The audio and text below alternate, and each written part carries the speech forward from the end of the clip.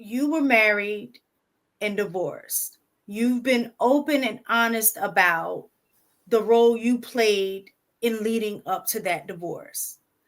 Now, after you got divorced, what work did you put in on you to grow from that situation to become a husband at this stage? My daughter. My daughter was, it was looking at her and fully understanding that I would kill me if I tried to date my daughter. And understand the context that I'm using, guys. I'm not talking about any weird Real, weird right? If shit. she dated someone like you, that's basically what you're Right. getting at. Yeah. Like I would kill that person. So the question that I had was, how do I become a person that I would be proud of her dating, then proud of her marrying? And I strive to become that person. And And it's all, and for me it was just a whole bunch of little stuff like real ass talk. Man, I love the woman body. Period. And that was one of my problems, is that I didn't have the no gene. The no gene is to be like, nah, sis, I'm good. I ain't had that. You come at me, I was going to bust you down. So that level, like I had to learn that discipline. But this is, I think, is what MT misses. I also listen to people in the manosphere about becoming a better man. Because when it started off, or when I started listening to it, it was about how you as an individual become a better man for you. I think it For, used to be that way, AP, because I remember those days, and it kind of evolved into something a little bit different. You know what I'm saying? Like people start getting on the bandwagon, I guess, because the algorithm, people, people. This is a business for people, right? It's a come up. So you're gonna use the topics that work to bring the people in, because at the end of the day, that's your job.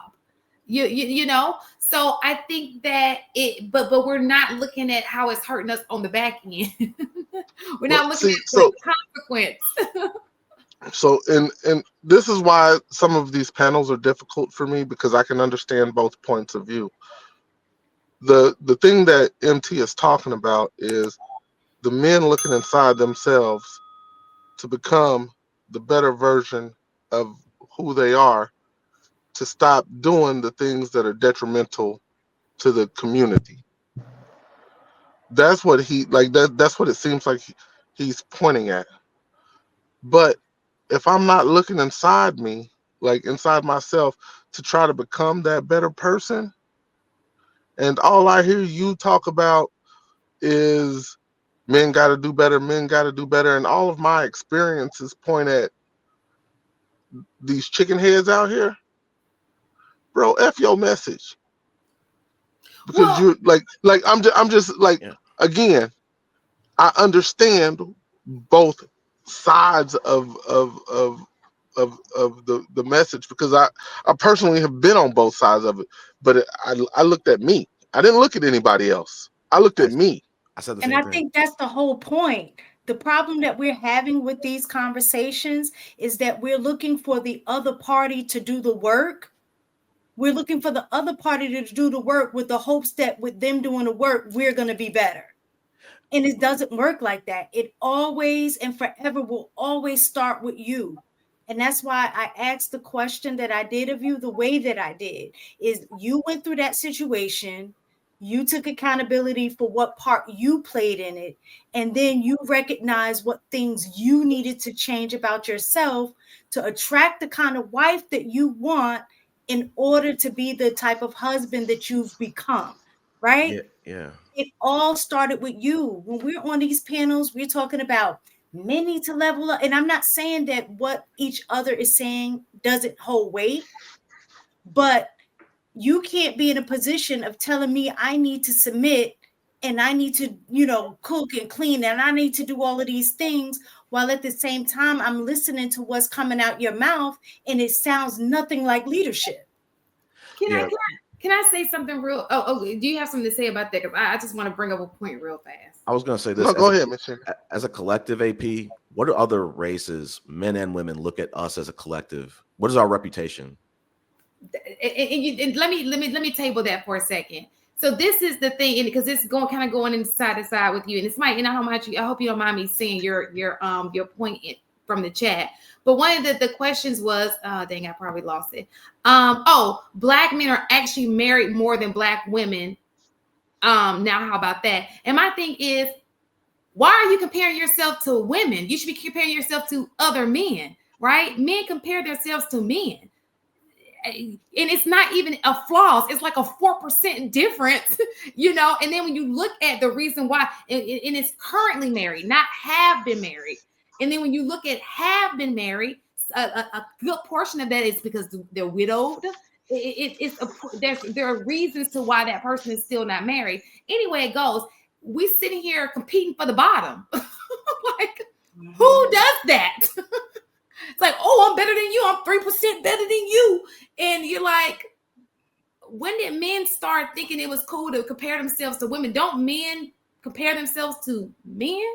Women compare themselves to women? I've never, that's always so confusing to me. If I keep it a stack, I've never actually compared myself to other men. I've never compared myself to women. I've never compared myself to another race of people. I've only compared myself to me, old me versus new me. And each day I try to become a better version of me. MT just asked, can you ask your question one more time? I want to make sure. I was just saying, like, if other races, because they're staying very quiet, they don't talk about it in front of us. But what do you think their reputation is on black men as a whole? Not AP, not HD, not MT. What do you think that as a whole? What do they think? I'll tell you this right now. There's a spoiler alert. The other manosphere outside the black manosphere, they're laughing at us. So this is what I'll say. The number one thing that I'll say is we lost control of how we're perceived a long time ago. And we've been, in my opinion, working to try to solve that. And again, I don't give a damn about what other folks say. I really don't. It's about, for me, how can we fix the community as a whole? And we can't fix it by expecting everybody else to see what's wrong with them. Sometimes you have to point it out. And I don't like that. It seems like every pod that I watch is pointing out the flaws in women when it's a majority of men. I don't like that. Bothers me. That actually truly that really does bother me. We're on the same page. I can understand saying, hey, because you use the analogy of the lady at the altar and we're not there. The other half of that is, we'll take you to the altar, but are you ready to go? So what we actually have is an empty altar. Neither one of the man nor the woman in our community is at the altar.